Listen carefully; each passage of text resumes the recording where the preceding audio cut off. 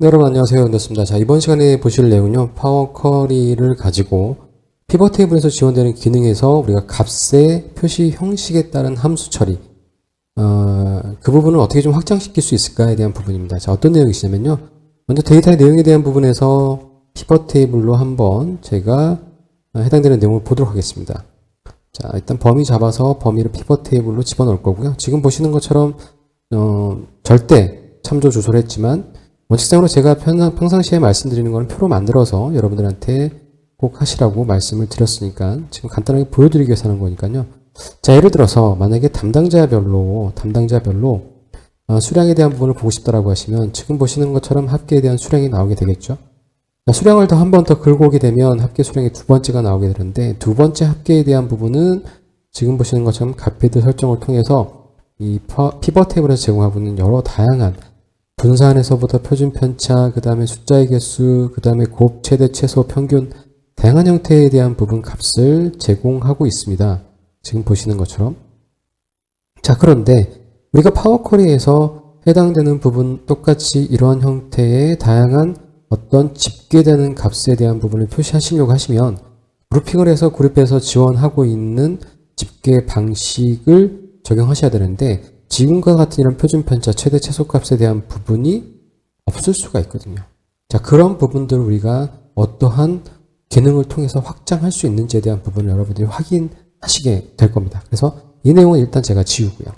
자, 해당되는 부분을 저는 표로 만들고 그 다음에 파워 쿼리로 넘겨 보겠습니다. 내부 선택하시고 컨트롤 T 누르시면 지금 보시는 것처럼 자동으로 영역 잡고요. 골머리 포함해서 표에 대한 이름 저는 데이터라고 일단 주고 그 다음에 데이터에 가셔서 표 범위에서 파워 쿼리로 넘겨보도록 하겠습니다.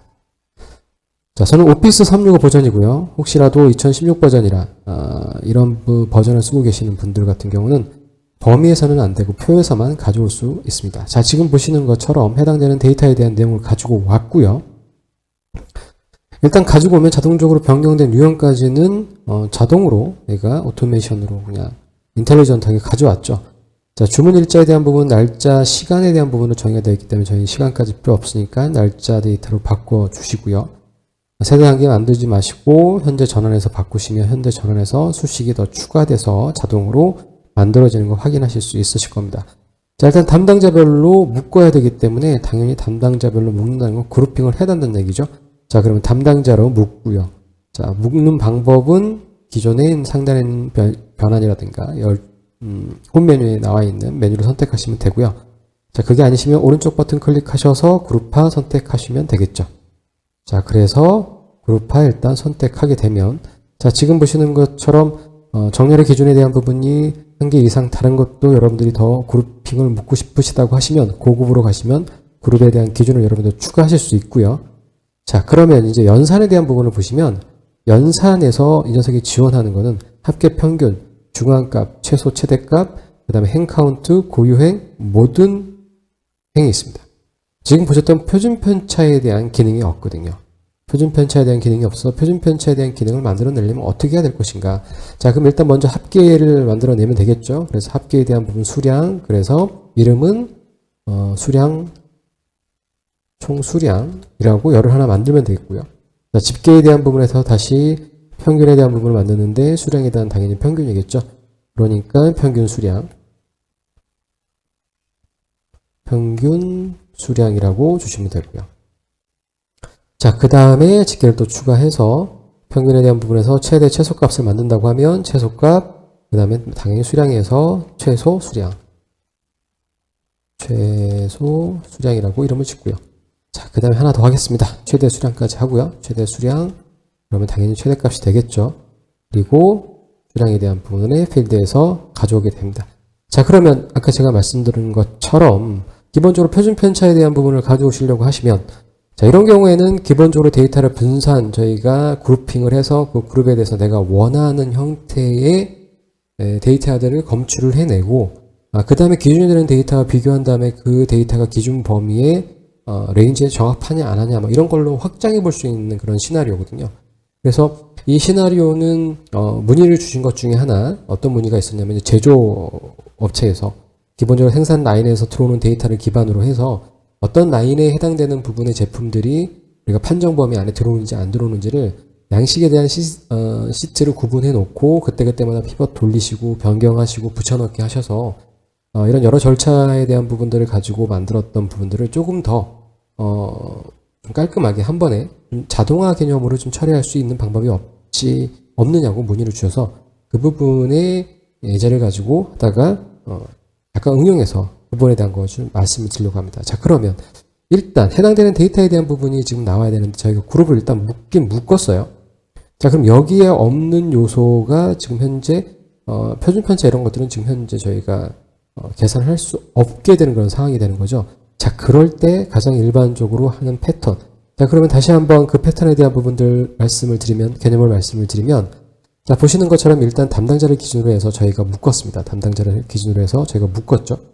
자, 담당자를 기준으로 해서 묶었기 때문에 해당되는 부분에 대해서 이 담당자를 기준으로 해서 묶었기 때문에 담당자에 대한 부분이 다 나와져 있을 텐데, 일단 저희는 어떤 로직이 들어가야 되냐면 이 수량에 대한 부분을 가지고 또 계산을 해야 되는데, 합계라든가 평균, 최대, 최소값은 기본 디폴트 기능에서 제공되는데 표준 편차 같은 경우는 여기 없단 말이죠. 그러니 일단은 이 해당되는 데이터에 대한 내용에서 관계되는 모든 열은 행은 다 표시가 돼야 되겠죠. 자, 그런 의미에서 우리가 필요한 게 추가적인 로직이 들어가야 되니까 추가적인 로직이 들어간다라고 하면 전체 행을 집어넣는 그룹의 의미를 주고 그 다음에 모든 행을 선택을 하시면 자, 지금 보시는 것처럼 간단하게 담당자별의 총 수량, 평균, 합계에 대한 내용이 다 나왔죠. 최소 수량과 최대 수량에 대한 부분은 다 나왔습니다. 자, 그러면 일단 보시는 것처럼 이 윤준영이라고 하는 담당자에 해당되는 데이터들만 현재 아래에 다 모든 행, GP 행에 다 포함된 걸 확인하실 수 있겠죠. 그러면 우리는 여기에서 이 수량이라고 하는 녀석에 대한 부분에서의 데이터를 표준 편차만 구할 수 있으면 아주 깔끔하겠죠. 자, 그럼 여기에서 우리가 기본적으로 고민해 보셨던 로직에 대한 부분이, 자, 그러면 이 부분의 데이터의 내용은 지금 현재 이렇게 구성이 되어 있고 이 데이터의 내용은 누구의 내용이냐면 이 윤준영이라는 담당자에 해당되는 내용입니다. 자, 그럼 결국에는 이 데이터, 즉 수량이라고 하는 데이터를 우리가 표준 편차를 해주는 기능만 찾을 수 있다면 가장 나이스하겠죠. 자, 그러면 1차적으로 여러분이 어떠한 개념을 만드셔야 되냐면 지금 보시는 것처럼 새로운 열을 하나 만드실 거예요. 그 열을 만드시는데 그 열에서 어떻게 하셔야 돼요? 이 앞에 있는 테이블 구조, 즉 이 구조죠. 이 테이블 구조에서 어떤 필드만요? 지금 보시는 이 수량이라고 하는 필드만 가져오게 되면 이 녀석은 요거만 가져왔을 때 얘의 속성은 뭐가 되겠습니까? 자, 말씀해 보세요. 레코드예요? 테이블이에요? 리스트예요? 그렇죠. 리스트입니다. 그러니까 리스트에 적용되는 함수가 돼야 될 거고 이 리스트 기능 중에서 표준 편차를 구하는 기능, 메소드죠. 행위, 그것만 여러분들이 있는지 없는지 확인하시면 됩니다. 당연히 있으니까 제가 강좌를 만들었겠죠.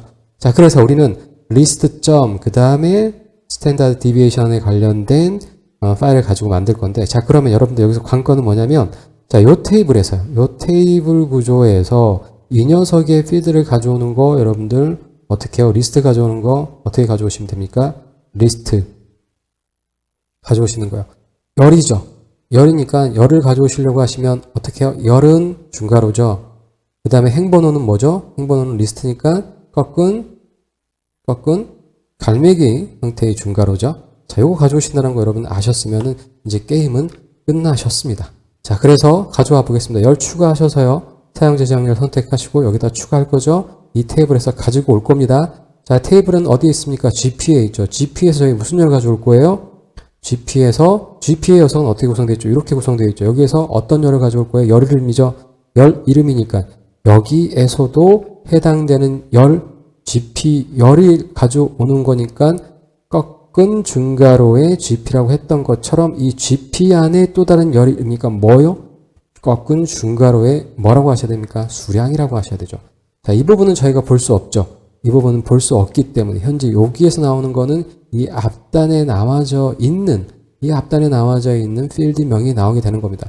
자, 그래서 이렇게 해서 엔터만 치시게 되면 저희는 자, 이 수량에 대한 리스트, 그 중에서도 윤주정 담당자에 관련된 수량에 대한 리스트가 나오게 된다는 거 충분히 여러분들이 인지하실 수 있게 되는 겁니다. 자, 그럼 일단 먼저 확인만 좀 해볼까요?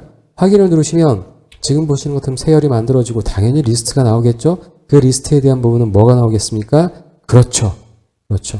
윤준영 담당자에 해당되는 그 사람의 수량에 대한 부분만 리스트업이 된 겁니다. 자, 그러면 우리 여기다가 뭐만 다시 수정하시면 돼요?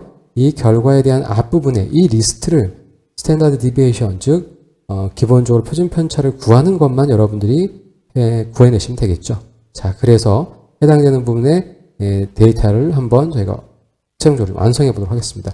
자, 오른쪽에 나와 있는 기호 표시 선택하셔서 다시 수식으로 들어가신 다음에 이 앞쪽에 이 녀석의 결과는 리스트이기 때문에 여기다가 여러분들이 어떻게 입력하셔야 돼요? 리스트, 그죠? 리스트 점 여기 보시는 스탠다드 디비에이션, 표준 편차를 의미하는 스탠다드 디비에이션을 지원하고 있습니다. 탭키 누르셔서 가로 여시고 그 다음에 이 녀석에 대한 부분의 내용을 마감해 주시면 되겠죠. 얘는 인자가 당연히 하나밖에 없겠죠. 그 리스트에 해당되는 모든 녀석들을 다 가지고 와서 표준 편차를 구해주면 되기 때문에요. 자, 그래서 확인만 누르시면 해당되는 부분의 내용에 정확하게 표준 편차를 구하는 것을 여러분들이 확인하실 수 있으실 거예요.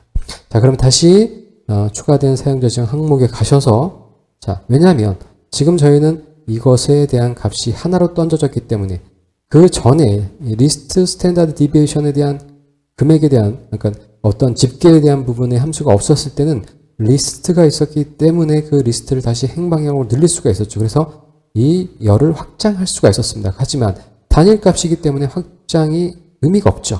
그러니까 우린 바로 여기에서 해당되는 부분에 글머리를 만들어 주시면 될 것 같습니다. 자, 그러면 표준 편차라고 하는 해당되는 내용이 만들어지고 이 녀석에 대한 기본적인 속성 지정해 주신 다음에 그 다음에 어떻게 해요? 이 녀석에 대한 내용은 이 녀석을 만들기 위해서 필요했던 거니까 필요 없죠. 제거하시면 깔끔하게 해당되는 내용에 대한 부분들 완성되는 걸 확인하실 수 있으실 겁니다.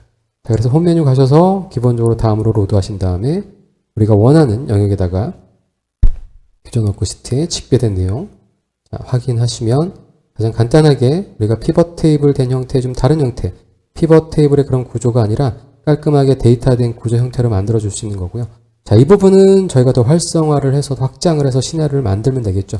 자, 그러면 기준이 되는 다른 어떤 해당되는 내용에다가 이 값을 가져와서 평균이나 수량이나 또는 표준 편차의 값이 해당되는 그 범위 레인지에 들어오는지 안 들어오는지에 대한 부분은 당연히 쿼리를 병합을 해서 해당되는 데이터 구간값을 또 하나하나 열로 비교해서 여러분들이 가져오게 되면 되는 겁니다. 자, 이렇게 피벗 테이블에서 기본적으로 지원하지 않는 여러 가지에 대한 내용들, 집계 방법에 대한 부분은 리스트로 전환한 다음에 그 리스트에 대한 부분에다가 우리가 어떠한 수식이나 합계라든가 어떤 여러 가지 내용들을 추가적으로 만들어낼 수 있다라고 하는 거. 자, 여러분 이렇게 확인하시고요. 저는 다음 시간에 또 여러분들 다른 내용 가지고 또 찾아뵙도록 하겠습니다. 꼭 한번 확인하시고 여러분들 연습하셔야 됩니다. 눈으로 하시면 안 되고 손으로 확인하시고 머리로 다시 한번 리마인드, 리뷰 하셔야 됩니다. 자, 다음 시간에 또 뵙겠습니다. 감사합니다.